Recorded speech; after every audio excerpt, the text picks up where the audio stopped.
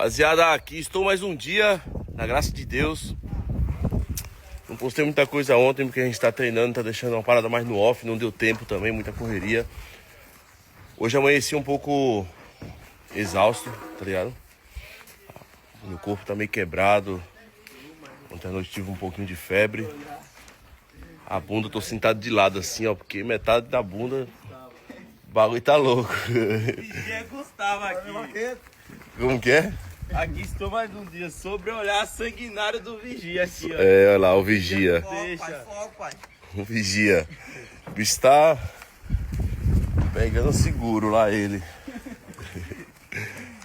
Então, papo reto, mano. Vocês viram a pose do parceiro ali, né? Não, ali é pra desmoralizar ali, pai. Um vaqueiro que nem você, um treinador que nem você na pose daquela. Olha como que o bicho tava aqui, ó.